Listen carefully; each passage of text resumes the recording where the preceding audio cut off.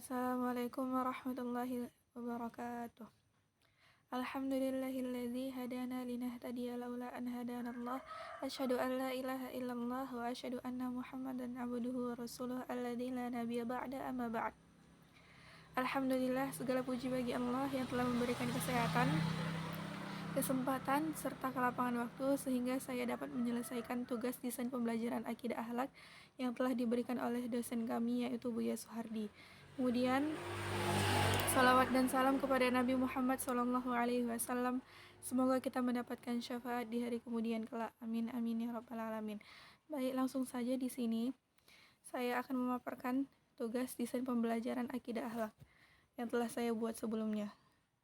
Yang pertama ada kompetensi dasar. Poin-poinnya yaitu memahami pengertian ghibah. Yang kedua, memahami bentuk-bentuk ghibah. Dan yang ketiga, mengetahui dasar hukum ghibah.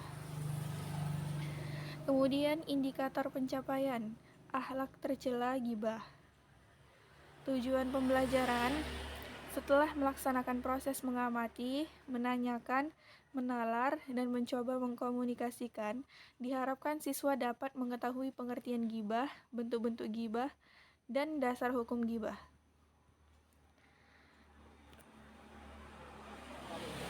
Kemudian lanjut di bagian materi. Ghibah. Pengertian ghibah. Gosip atau yang biasa kita kenal dengan ghibah memiliki pengertian secara etimologi, yaitu berasal dari kata ghayaba, yaibu, ghaiban, yang berarti ghaib atau tidak hadir. Kata al-ghaibah akar dari kata ba ya gha, yang artinya sebagai sesuatu yang tertutup dari pandangan. Asal kata tersebut memberikan pemahaman unsur ketidakhadiran seseorang dalam ghibah dan orang yang menjadi objek pembicaraan.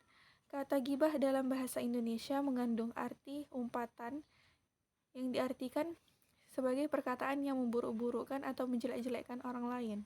Ghibah secara bahasa merupakan min al-ightiyab, yang diartikan sebagai sesuatu yang tidak tampak. Ghibah juga dapat berarti umpatan, fitnah, dan gunjingan.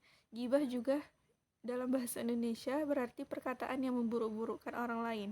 Ghibah dapat pula diartikan gunjingan yang diidentikan dengan kata gosip, yaitu cerita negatif tentang seseorang.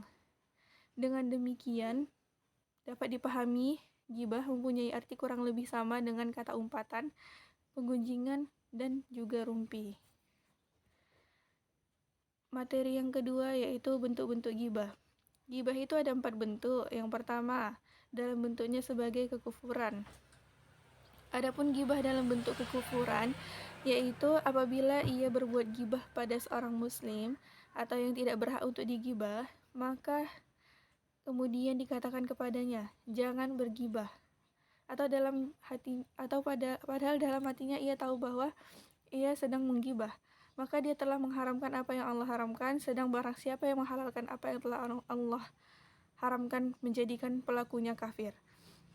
Yang kedua, ghibah dalam bentuknya sebagai kemunafikan.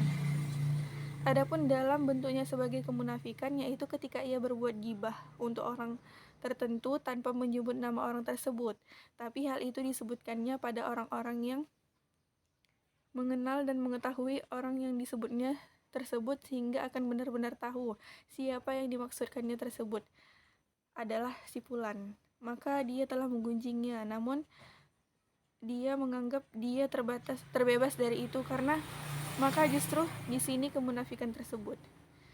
Yang ketiga, ghibah dalam bentuk sebagai maksiat. Adapun ghibah dalam bentuknya sebagai maksiat yaitu apabila seseorang menggibahi seseorang dengan menyebut nama dan dia mengetahui bahwa ia melakukan maksiat atau dengan ghibah tersebut, maka inilah merupakan perbuatan maksiat. Keempat, dalam bentuknya sebagai sesuatu yang diperbolehkan. Adapun bentuk keempat yaitu menggibah orang-orang yang fasik yang terang-terangan menampakkan kefasikannya atau para perayu kebid'ahan. Tetapi perkara ini kita tetap harus berhati-hati, jangan sampai hanya berdasarkan prasangka saja. Terus jikalau orang yang kita anggap masuk dalam kategori keempat, ternyata sebenarnya tidak berhak digibah, maka terjerumuslah kita ke dalam dosa gibah. Kemudian kalaupun orang tersebut boleh untuk digibah, maka cukup dijelaskan apa yang perlu untuk dijelaskan saja. Yang ketiga, dasar hukum gibah. Al-Quran dan hadis telah memperingatkan tentang gibah dan melarang perbuatan tersebut. Berdasarkan firman Allah Subhanahu wa taala dalam surah Al-Hujurat ayat 12, artinya, hai orang-orang yang beriman, jauhilah kebanyakan buruk sangka atau kecurigaan, karena sebagian dari buruk sangka itu dosa, dan janganlah mencari-cari keburukan orang dan janganlah menggunjingkan satu sama lain. Adakah seseorang di antara kamu yang suka memakan daging saudaranya yang sudah mati? Maka tentulah kamu merasa jijik kepadanya dan bertakwalah kepada Allah. Sesungguhnya Allah Maha menerima taubat lagi Maha penyayang. Kemudian hadis yang diriwayatkan oleh Ibnu Mas'ud tentang keharaman gibah, yang artinya Ibnu Mas'ud pernah berkata, kami pernah berada di tempat Nabi SAW. Tiba-tiba ada seseorang laki-laki berdiri meninggalkan masjid. Tiba-tiba ada lelaki lain mengumpat-Nya sesudah ia tidak ada. Maka kata Nabi kepada laki-laki ini, berselilitlah kamu. Orang tersebut bertanya, mengapa saya harus berselilit sedang saya tidak makan daging? Maka kata Nabi, sesungguhnya engkau telah makan daging saudaramu. Baiklah, yang terakhir yaitu kuis. Surah Al-Hujurat ayat 12 adalah ayat yang mengemukakan tentang A. Gibah, B. Namimah, C. Tajasus, D. Riya, dan E. Hasad. Baiklah, sekian pemaparan materi desain pembelajaran akidah akhlak yang telah saya buat sebelumnya. Jika ada kata-kata saya yang salah, saya mohon maaf. Saya akhiri dengan Assalamualaikum